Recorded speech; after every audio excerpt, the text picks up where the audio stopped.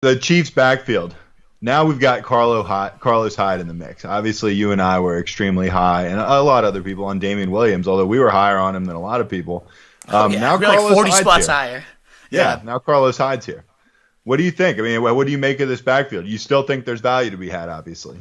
I definitely think there's still value to be had because even though I am suspecting, suddenly questioning Damien Williams' value right now with Hyde being inserted there, I dropped him 20-ish spots because of it, and I'm still 16 spots higher than the ECR when he's down at 34. So if he's going around pick 50, which is where he's ranked right now, there's no brainer he's going to be on every single one of my teams. He took those usage question marks because Hyde does come in there, and now there's a risk that maybe Hyde takes that job, and sure, that makes Damien Williams a much greater fantasy risk, but this is a guy that scored 10 touchdowns in only 6 weeks, that averaged 22.5 fantasy points in that span as a starter. Brett Veach comes and saying it's Damien's job to lose, so there's still tons of upside. I'm not saying I'm off the Damien Williams train. It's that, again, I'm still 15 spots, 16 spots higher than the experts even after giving him a drop of 20 points.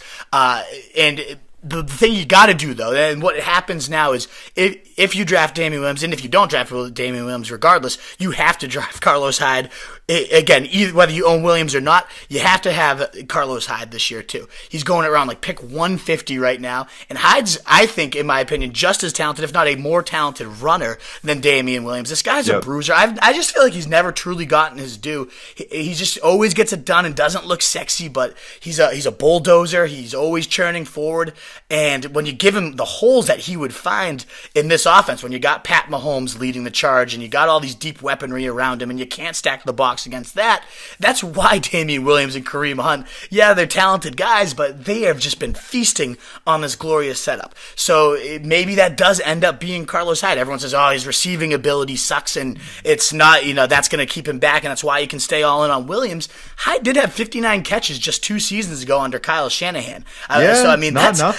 That's not nothing, and I mean Damien Williams himself has come out and said in high school, I couldn't catch the ball at all. My high school coach called me after the season and was like, when the hell did you learn how to do this? You couldn't even catch a screen ball. And he said, Andy Reid put me on the jugs every day at practice, developed me. So who says Carlos Hyde can't get that similar guidance, can't blossom under that type of guidance, just as Damien Williams did when he became a Chief. So to me, I'm all in on the backfield. I'm gonna get both guys just to lock up that number one running back. Andy Reid's always provided the volume to one guy. He's always ridden a key horse. His running backs have averaged just under 20 fantasy points per game because he's always been such a number one running back style guy.